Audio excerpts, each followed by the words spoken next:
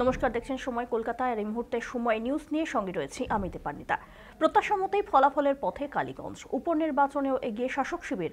BJP আর বাম সমর্থিত কংগ্রেস প্রার্থীকে পিছনে ফেলে প্রথমবারের জন্য বিধানসভার দৌড়ে প্রয়াত বিধায়ক কন্যা আলিফা আহমেদ। সোমবার সকাল ৮টা থেকে কড়া নিরাপত্তার ঘেরাটোপে শুরু হয় গণনা। প্রথমে পোস্টাল ব্যালট গণনা চলে। মোট ২৩ রাউন্ড গণনা হবে বলে খবর। তাতে প্রথম কয়েক দফাতে এগিয়ে রয়েছেন তৃণমূল প্রার্থী আলিফা। পোস্টাল ব্যালট গণনার প্রাথমিক ধাপে পিছিয়ে বিজেপির আশিস ঘোষ এবং বাম সমর্থিত কংগ্রেসের কাবিলউদ্দিন শেখ। কালীগঞ্জ তৃণমূল বিধায়ক নাসিরউদ্দিন আহমেদ ওরফে লালের অকাল প্রয়াণে গত ১৯ জুন এখানে শান্তিপূর্ণভাবে উপনির্বাচন সম্ভব হয়েছে। ভোটদানের সার্বিক হার ছিল ৭২%, সামান্য বেশি। আর আজ ফল প্রকাশ।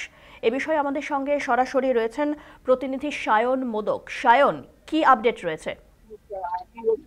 দেখো, নাসিরউদ্দিন আহমেদ যে এখানকার বিধায়ক ছিল, কালীগঞ্জের বিধায়ক, তিনি কিন্তু অকাল প্রয়াণ হওয়ার ফলে এই উপনির্বাচন কিন্তু হচ্ছে। এই উপনির্বাচনে তার মেয়ে কন্যা আলিফা আহমেদ তিনি কিন্তু ভোটে দাঁড়িয়েছেন এবং ভোটে লড়ছেন।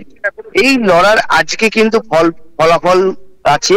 এই ফলাফলের দিন কিন্তু দেখা যাচ্ছে আলিফা আহমেদ তৃণমূল কংগ্রেসের প্রার্থী, তিনি কিন্তু বিপুল ভোটে এগিয়ে আছেন।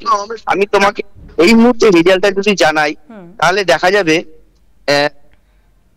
যে তৃণমূল কংগ্রেস প্রার্থী বিপুল ভোটে এগিয়ে আছে, যার 23,832 ভোটে এগিয়ে আছে আলিফা আহমেদ।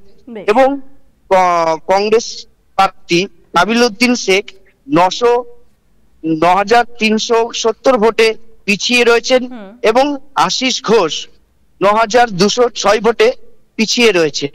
এটি হচ্ছে পঞ্চম রাউন্ডের গণনা। এখনো কিন্তু ফলাফল বাকি রয়েছে। মোট ২৩-২৪ রাউন্ড গণনা হবে। তবে এই যে কাউন্টিং সেন্টার, এখানে কিন্তু আঁটোসাঁটো নিরাপত্তা রয়েছে পুলিশ প্রশাসনের পক্ষ থেকে। তার পাশাপাশি বিএসএফরা, কেন্দ্রীয় বাহিনীর জওয়ান, তারা কিন্তু কাউন্টিং সেন্টারে তারা কিন্তু কড়া নিরাপত্তা রেখেছে, যাতে কোনো রকম বাইরের থেকে কোনো ব্যক্তি যাতে ঢুকতে না পারে। এছাড়াও এখনো পর্যন্ত কাউন্টিং রয়েছে। বাইরে কিন্তু উল্লাসের চিত্র ধরা পড়েছে তৃণমূল কর্মীদের পক্ষ থেকে। দীপান্বিতা, ধন্যবাদ। সায়ন মোদক আমাদের প্রতিনিধি। এই মুহূর্তে সেখানে কি চালচিত্র সেটা তুলে ধরতেন। একদমই নবান্ন। আর এক কথায় বলা যেতেই পারে যে এই ঘটনায় খুশির হাওয়া শাসক মহলে, কারণ কালীগঞ্জ বিধানসভা উপনির্বাচনেও তৃণমূল এগিয়ে রয়েছে বিপুল সংখ্যক, প্রায় ২৩,০০০ ভোটে এগিয়ে রয়েছেন আলিফা। এবং শুধুমাত্র তাই নয়, কালীগঞ্জ বিধানসভা উপনির্বাচনকে আগামী ২০২৬-এর বিধানসভা নির্বাচনের এক কথায় ওয়ার্ম আপ বলে মনে করা হচ্ছিল। এবং সেখানেও কিন্তু বেশ চাপে রয়েছে গেরুয়া শিবির।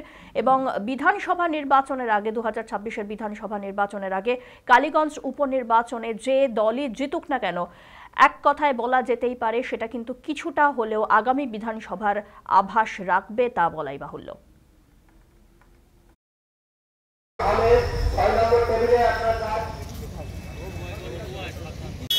চকলেট